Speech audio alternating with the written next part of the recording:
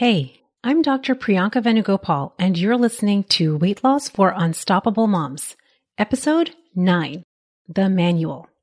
In today's episode, we are going to be talking about your rulebook for the world. This is your rulebook for your kids, your relationships, and even weight loss. I would say for most of us, we aren't even aware that we have this rulebook. But the moment that you start to uncover it and explore it, you will start to be able to create so much more lightness in your life. If you want to reach your ideal weight and create lightness for your body, you need to have simplicity, joy, and strategic decisions infused into your life. I'm a physician turned life and weight loss coach for ambitious working moms. I've lost over 60 pounds without counting points, calories, or crazy exercise plans. Most importantly, I feel calm and light on the scale and in my life. There's some delicious magic when you learn this work and the skills I'm going to be teaching you. Ready? Let's get to it. Welcome back, friend. Oh my gosh, I have to tell you the follow-up for last week's music show story. So last week, I recorded this podcast right after blocking off my morning to watch my son's performance for a musical show they had at school. And there were many shenanigans that left me feeling embarrassed and concerned and worried and annoyed and embarrassed. You can go back and listen to episode 8 for the whole story. And I didn't even tell you all that after the first song of their music show, a teacher came up and checked on him and my son left the stage. He chose to leave the stage. And I stayed there until the very end, feeling a flood of emotions, holding it all together amidst feeling embarrassed and concerned and annoyed.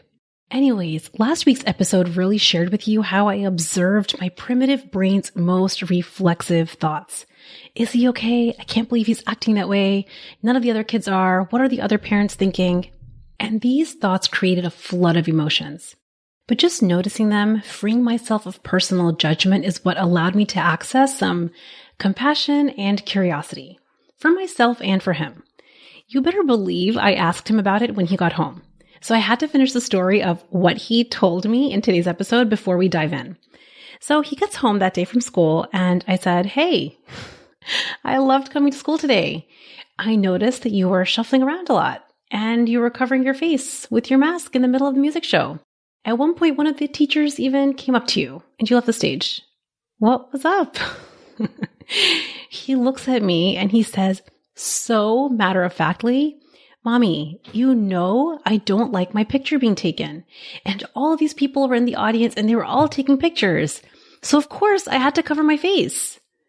Guys, my heart melted because the thing is, I do know this about him. He has always had a thing, I would say for a couple of years now, that he doesn't like his photo being taken most of the time. He's very particular about the way that his photo is taken, or if it's a video, if he's jamming out on the piano, or if he's doing like a personal music performance, then he loves it. But when it comes to posing for photos, he's usually a no, unless I talk to him about it in advance. So the whole drama from last week in his brain wasn't a drama at all. He just didn't like photos, and so naturally he covered his face and left the stage. It made perfect sense. But in my mom brain, I kicked up so many reflexive primitive thoughts that created embarrassment, annoyance, and concern. Really, it was just because I wanted to belong to the herd. And this is natural and normal. I think it's stronger for women, and it's really true for many of us. We want to belong, and this desire is rooted in primitive survival. Think back to eons and eons ago, belonging to the herd meant your survival. It makes so much sense that our primitive brains have hardwired our desire for this. Any suggestion of being kicked out of the pack or being different or doing something differently than the group is an immediate sign of danger. Naturally, my primitive brain had so many thoughts simply because I didn't want to be different and I didn't want him to be different. What were the other parents thinking? Sure, they might not have noticed or had a second thought about it. It's totally possible. Or they totally might judge him. They might judge me. Listen, canceling playdates is the same thing as being kicked out of the herd, friends, even to our brilliant mom brains. And guess what? Here's the honest truth. They might. It's true that they might judge us because let's be honest, humans judge. You know you do. How often do you see another human, your kid, your partner, your friend, your family, the neighbor, that other kid on the playground, that other mom, and have a thought that is laced in just a little bit of judgment?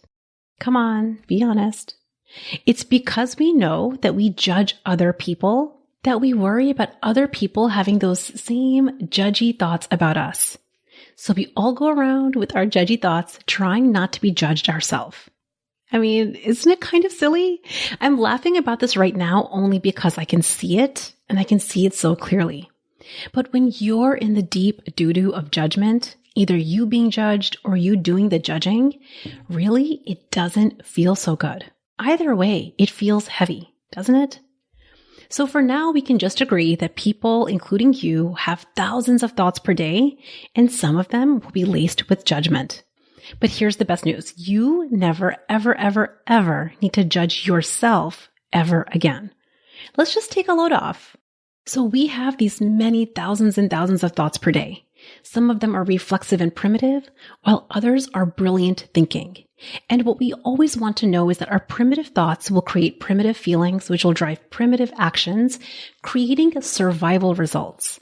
And to create brilliant results on the scale and in your life requires brilliant solutions. It requires your most abundant and brilliant feelings, which come from your brilliant thinking. Both your primitive brain and your brilliant thinking can have a layer on top. And that's what we're talking about today. This layer of judgment, blame, criticism, or some flavor of this is the most optional layer, and it is the easiest to peel back. And doing this, peeling back this layer, will help you feel so much lighter. I had to share how the story ended with the music show, and it's the perfect segue to today.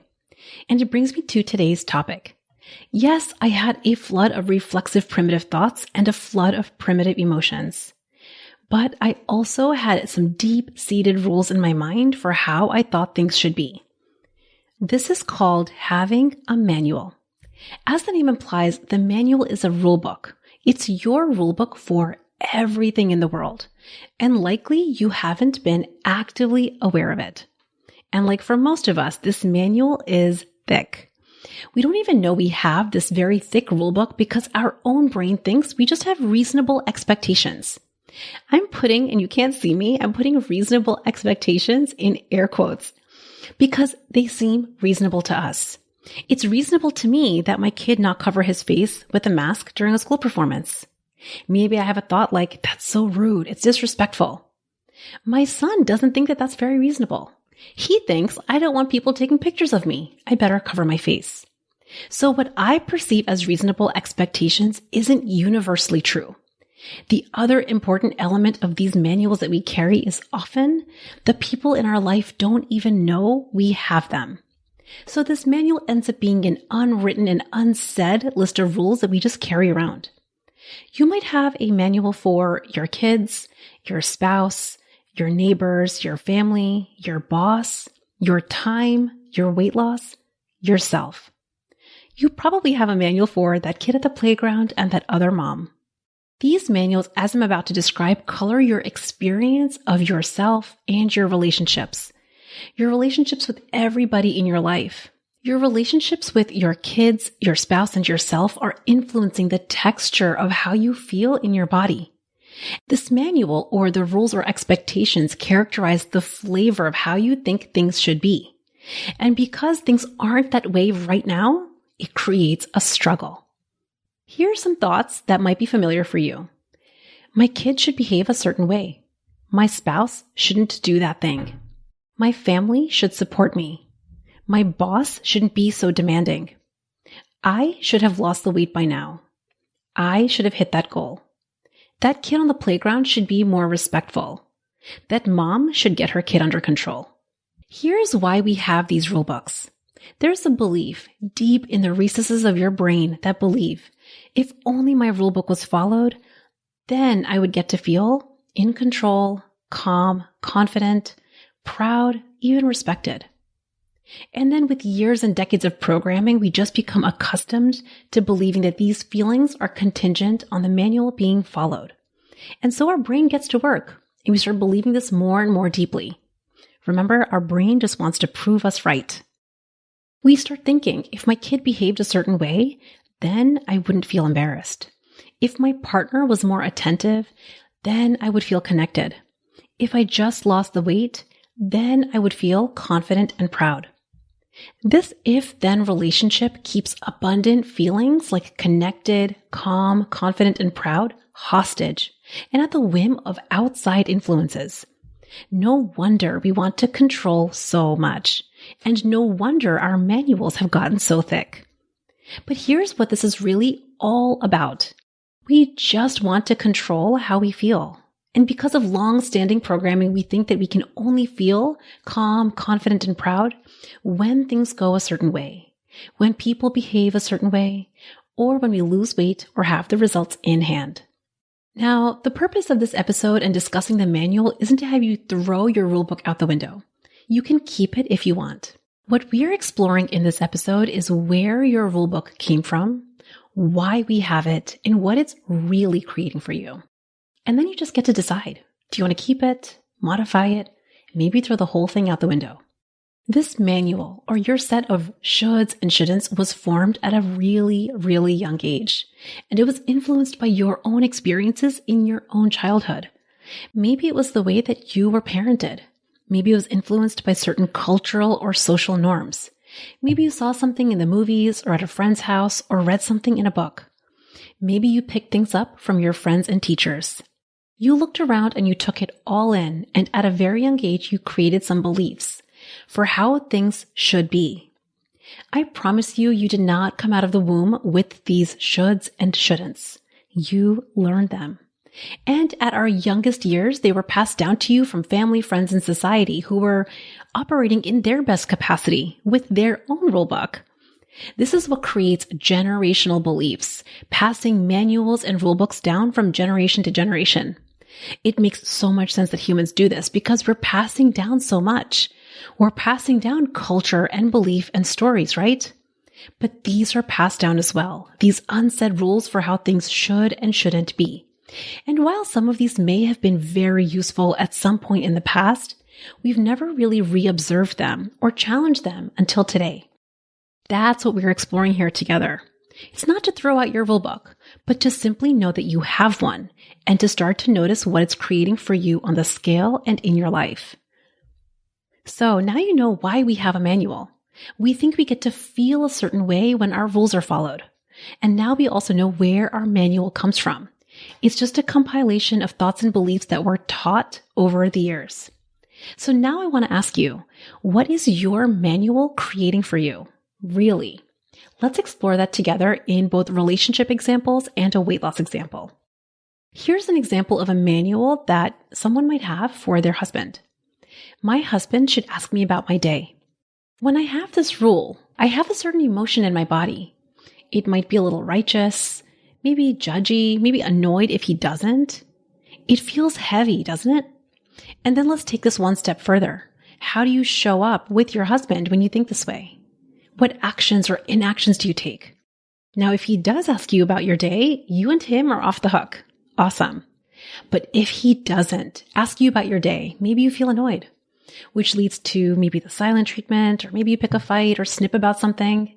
It just leads to more disconnection. So the rule that you had, he should ask about my day, was only there because you wanted to feel connected, right? But here you leave feeling more disconnected. You could do this exercise with every rule that you have in every single relationship. And remember, as I said, we have thick manuals for the people in our life, especially our loved ones. I just gave you one small example. Here's an example with weight loss. I should have lost the weight by now. This creates a feeling of discouraged, blame, deflated. Think about how you show up for yourself when you keep this thought, this rule for yourself. Likely you're going to give up more easily. Maybe you blame yourself or look for all the reasons that it's been so hard. And this creates the result of you still not losing the weight and it's staying hard. We think that these should thoughts, these rule books will whip us to take action. And it seems so true and so useful. It's only because at some level you believe if you had already lost the weight, then you would get to feel confident and proud. This is holding confident and proud hostage until the should rulebook is followed. But I'm telling you, this doesn't work. And it deprives you of feeling proud, confident, and lit up right now in the work of actually losing the weight. It's so interesting, right? To explore where our manuals come from and why we've had them. And I think you're starting to see a flavor of what keeping these manuals really is creating for your life. This kind of brings me back to even the story about my son. I have a manual for how my son should behave. I know exactly how I teach him and how I parent him. So my manual is, he should behave. And I'm sure he has a manual. People shouldn't take photos of me. And maybe other parents in the audience have their manual. Maybe that kid should behave that way, or that mom should teach her kid better. Do you see all these manuals that we have? They're just the source of our judgment, blame, shame, and criticism. And it's this layer on top that we get to explore right now and release if we want to. Can I just tell you, I got the funniest visual of a room full of adults holding those like old telephone books from back in my youth. I don't know if you are remembering what I'm talking about, but back in the day, I would say in the 80s and 90s and even like early 2000s, we had these phone books that were really thick and really heavy. And I'm just visualizing us walking around with these thick manuals, knocking each other over the head. Okay, but I can hear what you're saying. Priyanka, are you saying that I cannot have expectations of my kid, my partner, myself? Of course you can. Let's break this down. So the manual is your set of rules, and this manual has attached how you feel with the rules being followed. That's the part that we don't have to do anymore. But of course, we can have expectations of ourselves and the people in our life. We're just not hanging our whole experience and how we feel contingent on them being followed. Because no matter what you think, you can't actually control other people, what they'll say or what they'll do. So then what? Then we get to have expectations that we communicate clearly, or requests that we can express to our loved ones. For a moment, let's just focus on adults. Imagine instead of having a thick rule book for that adult relationship in your life, you made a request. So let's go back to my last example about a husband. My husband should ask me about my day. If he follows the manual, awesome, I feel cared for. But if he doesn't, then I get to feel annoyed or neglected. Instead of this, making a request is clearly communicating your desire or wishes in advance. Now let's pretend that there are no mind readers in this relationship, and even though your husband has known you for 10 years, still needs you to clearly communicate your desires in advance. Here's what a request would sound like. Hi, husband. I would love if you asked me about my day, because I love connecting and conversing with you about what's going on. And if you'd like, I'd love to ask about your day too. And then here's the crux. He gets to choose because he's his own free agent. He gets to decide whether or not he wants to fulfill your request. If he asks about your day, amazing. And if he doesn't, you don't hold it against him. We aren't dependent on him to fulfill you anymore. We're not needing him to create connection. You get to create the feeling of fulfillment and connection first. Really check into the energy of how each of these feel. The first was, my husband should ask me about my day. It's heavy. It's dependent, demanding. It's requiring something of someone else to fulfill your needs. Versus, hey husband, I would love if you asked me about my day. It feels light, like a request. It's open, where you get to fulfill yourself and then you just get to delight in the relationship. This is what lets your loved ones be themselves while also letting your voice be heard. It's a win-win when you both get to be yourself. Now, I want to insert a caveat here. This doesn't apply when it comes to safety, when you're protecting your emotional wellness. And this is where you can take requests to the next level by setting boundaries. Boundaries are also clearly communicated in advance like a request. But then you also add a caveat for what you will do if your request isn't honored. For example, if you raise your voice with me, I'll be leaving the room. If you mention my weight again, I'll be hanging up the phone. If you show up 30 minutes late, I'll be leaving without you. Even these are effectively neutral. Notice how there's no judgment, blame, or criticism in either of these boundaries. You're just letting the other person know what you will be doing. It's you taking back complete agency and ownership. You're not demanding anything of them or threatening them. You're taking control and 100% responsibility of you and your emotional wellness. I would say for the most part, boundaries are rarely used, but it does depend on the nature of your relationships. So how do you know when to make a request versus create a boundary? I think the clearest way to know is when there's an issue of you feeling safe, because creating boundaries is about protection of you and your emotional wellness. Now, if you ever feel physically threatened or your personal safety is at risk, always tell someone and please reach out for help. But the examples I gave in this episode was talking about making requests and even setting boundaries with another adult. What about yourself? What does it look like to make requests with yourself? Let me share a weight loss example. We have the thought, I should have lost weight by now, or I should have figured it out. This is just your manual for yourself, and this manual is laced with judgment. Can you sense it? Yet we hold on to this manual so tightly, thinking we're just keeping it real and saying how it is.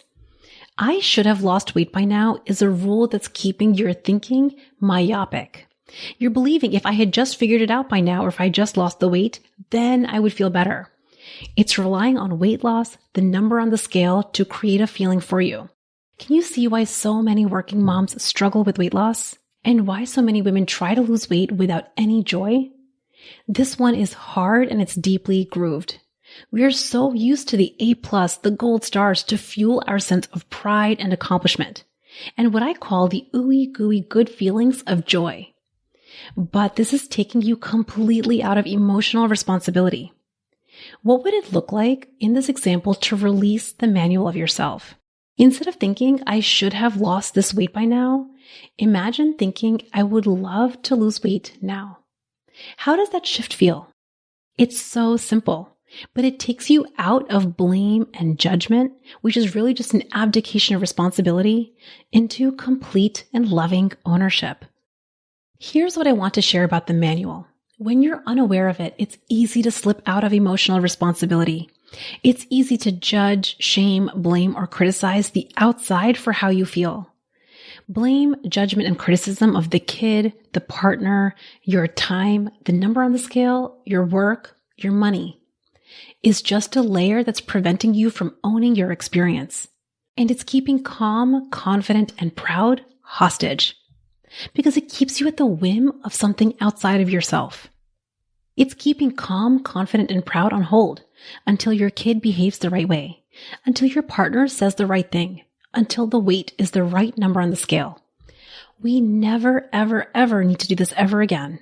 And I'm inviting you to challenge your manual for this reason. Working moms need an infusion of simplicity and joy in their life right now. And it happens by releasing the reins on your thick rulebook. Now I hear you saying, but really, are you saying I shouldn't have any rules for my kid? Well, no. Children are in our charge. It's our role to nurture them and teach them, right? Of course. But we aren't attaching our feelings to how they take in your nurturing, parenting, or teaching. So for our children or even employees in your charge, you still communicate clearly. You share the rules in advance. And then you also get to decide in advance what the consequences, for lack of a better word, would be if the rules aren't followed. There's no emotional blackmail. For example, let's say I told my son, listen, we have some family rules. When you're playing with your sister and she wants a turn, please acknowledge her and let her know when she can have a turn. This is a fresh example, by the way, because this has been a thing in my house. And then I'll add, if you aren't acknowledging her or responding, we're going to take a break from that toy for 5 minutes. Something like this. Another example, we don't hit because we don't want anyone to get hurt. If there's hitting, there's going to be a consequence. And then you get to decide what fits well for your family. And if there is hitting, or in my case, my kid's not acknowledging his sister, I don't get upset. I just respond neutrally. Oh, we didn't follow the family rule. Remember our plan? And then you just follow through on the plan. I'm not getting mad, annoyed, yelling, or irritated at my kid for not listening or following the rules. I'm not judging him for following the rules, and I'm not judging myself for not parenting him well. We're doing none of that. I'm calm, controlled, and neutral. And the beauty of this practice is that you start to tap into curiosity so much more easily when you're not weighed down by judgy, blamey anger. Because his behavior means nothing about you as his perfect parent. And it's so much more available to wonder, I wonder why he hit. I wonder what skills he needs to learn when he gets upset. I wonder why he doesn't acknowledge his sister. I wonder what skills he needs to learn. I wonder why I haven't lost the weight yet. I wonder what skills I want to learn. Judgment, blame, and criticism is just a product of keeping your thick manuals, and it's the fastest way to squash exponential growth. So, with my kid at the music show, I could observe my primitive brain having all of its reflexive thoughts and have no judgment about it. I knew he was doing his shenanigans, which I understand now, didn't mean anything about me or my parenting or how good of a mom I am. And it meant nothing about him being a good kid. I could watch myself. I could sense my primitive brain, even though sure, maybe other people whose thoughts I don't control were having their thoughts. But I had no judgments about it. I could release myself from that. And it allowed me to tap into curiosity and even love. I could ask him from a place of evenness, calm, and lightness, and actually uncover what was really going on. And then I can get to work creating more brilliant solutions. Listen, before this work a few years ago, when my son would want to do his own thing, not play with the other kids on the playground or be his unique self, I had a thick manual for him and for me. He should be like the other kids. I wish he was more playful. I should parent him better. Maybe I shouldn't be working so much so that I could be a better mom.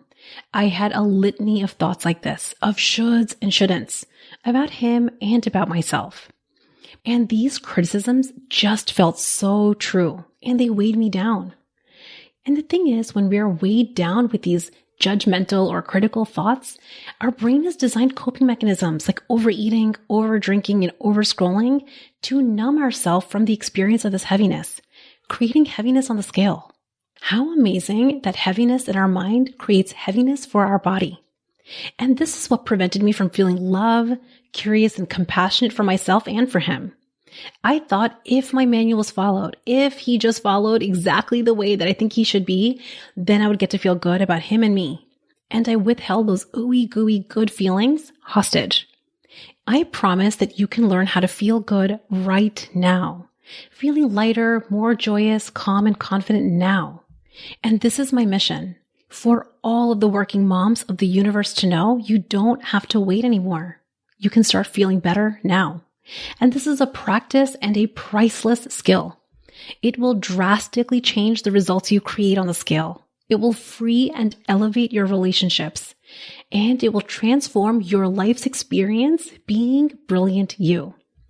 Today's episode was a thorough discussion of the manual, where it comes from, why you've had it, and the results that it's creating in your life right now. Just remember, we all have manuals, and they've been passed down to us generation by generation. And together we're starting to open up the book and look at them and see whether we want to keep those rules. We talked about making requests and communicating expectations clearly and in advance, and the difference between communicating with other adults versus the children in our life. In all of these examples, you are emotionally free. Your emotional wellness isn't attached to a number on the scale or anyone else. It's delicious work, my friends, and I love sharing it with you. I'll see you next week. If you're interested in elevating this work from your ears to your real life, we should talk. My clients are working moms. I coach them in an intimate small group setting, and they're creating some serious magic in their life. And I want this for you too. If this is interesting to you, you can head over to theunstoppablemombrain.com/group. And I have some delicious ooey gooey resources there too, including my masterclass replay for you to grab. You'll get magic right to your inbox. Bye. Thanks for listening to Weight Loss for Unstoppable Moms. It's been an honor spending this time with you and your brilliant brain. If you want more information or resources from the show, visit theunstoppablemombrain.com.